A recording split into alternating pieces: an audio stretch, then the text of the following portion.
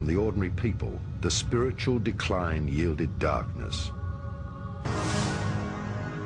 Power struggles and dissension arose among the leaders of the Brotherhood, who, afraid of losing their power, used science to develop weapons, because verbal agreement was no longer possible.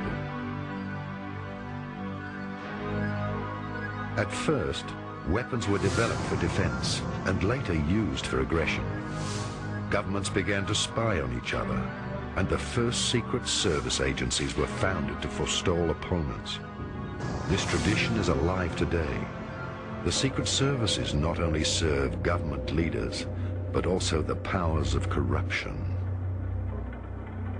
Thus Atlantis, after many declining cycles, finally reached its downfall.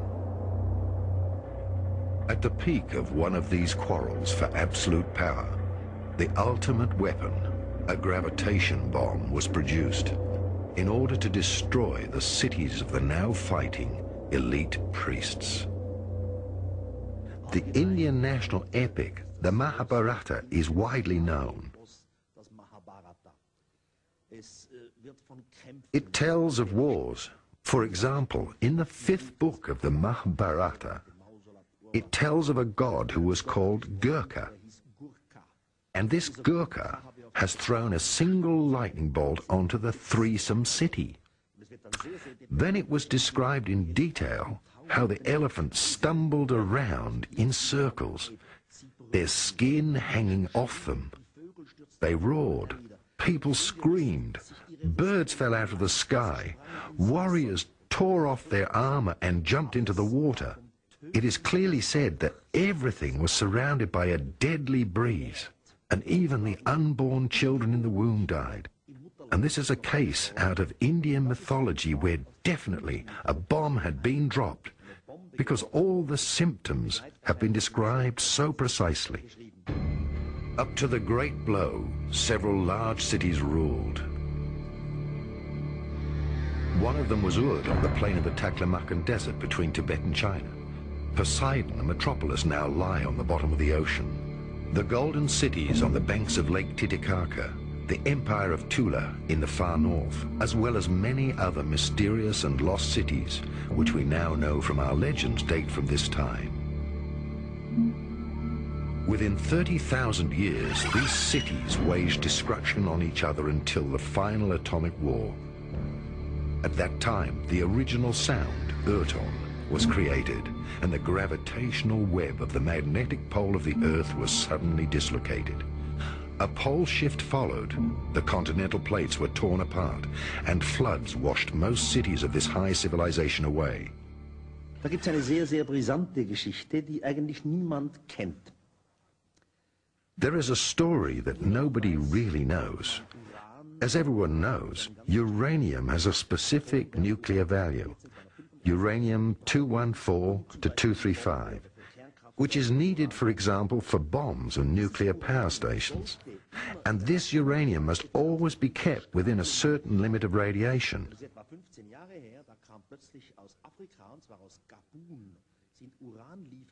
Now, it is 15 years ago that suddenly from Africa, a place in Khatun, uranium shipments arrived, which had much higher radiation and a totally different radiation level than what it should have had.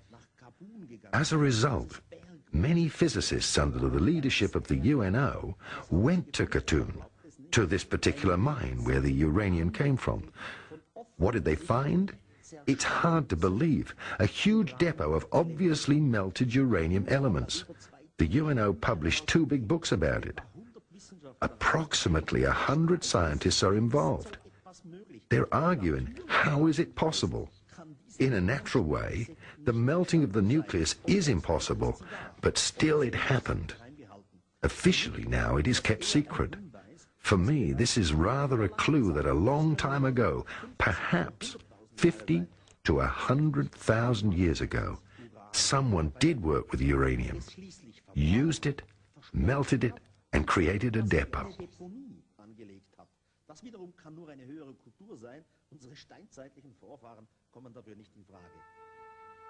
One part of the secret knowledge of Atlantis was brought to Egypt. another part to Tibet and India. The first pharaohs were the direct descendants of the Atlanteans. Their secret initiation texts were passed on to the Egyptian royal dynasties. Not surprisingly, Atlantis' high technology led to the building of the pyramids and the Ark of the Covenant. Part of the Brotherhood of Atlantis and its traditions survived in Egypt. The Hermetic mystical knowledge directly emerged from this tradition. Ancient secret drawings and archives from Atlantis were used. Akhenaten, Hermes, Trismegistus, Abraham, Pythagoras, all retained their secret. The Brotherhood of the Snake. Wzorem do tworzenia perfekcyjnego człowieka i perfekcyjnie funkcjonującej planety. The symbols of the original pattern to create the ideal human and the perfectly functioning planet is represented by the sign of the Egyptian life key, the Ankhs. All forms of existence, as well as planets in space, arise with this pattern. The components of the pattern are represented by the colour chart. And what is the connection between the colour chart and the Ankh cross? One can imagine that the right arm of the key creates the material, which means the physical body of the human. This substance and its complete condition is built of 7 colours on the colour chart. The program, which is a soul, in its turn, is created from 5 different colours, so that the physical can be complete. This is the soul body, in which there are 5 ultra-minds, the anti-material chakras. These symbolise the left arm of the key. Lewe ramię.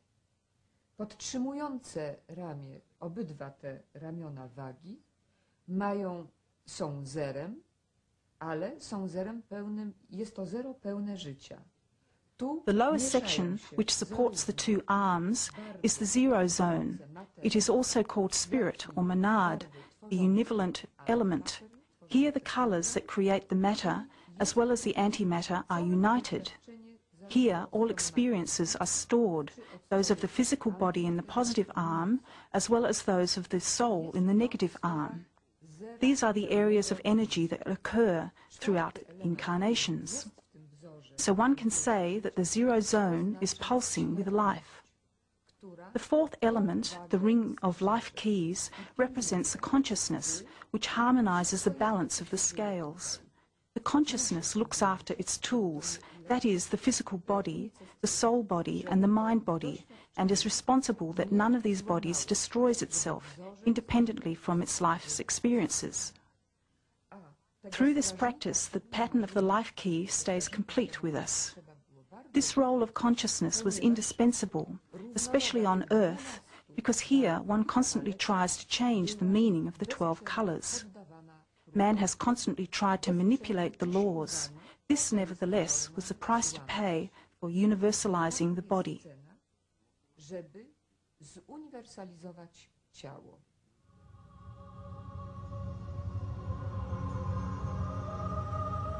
When the Earth descended into the 3rd dimension and the planetary logos, the soul of the Earth, entered a new cycle of experience, humans reached the zenith of their polarity consciousness. To this day, the cycle of opposites and the feeling of separation has prevailed.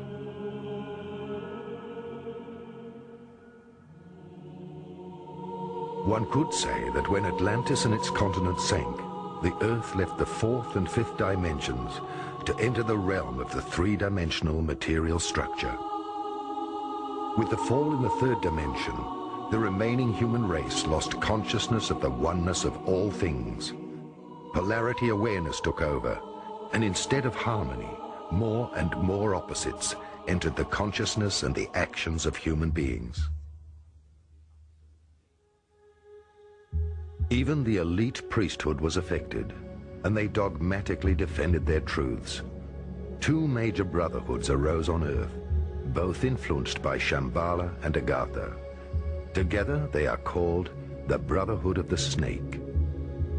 Shambhala was the seat of the evocation of the Masters of Wisdom. Agartha was the seat of the invocation of the Masters of Wisdom. Together, they embodied the universal polarity of opposites. In the outer world, each brotherhood held the other one to be the Dark Brotherhood, the Black Magicians. The battle between the polarities of the brotherhoods took place over an incredibly long period and reached its peak in the Second World War.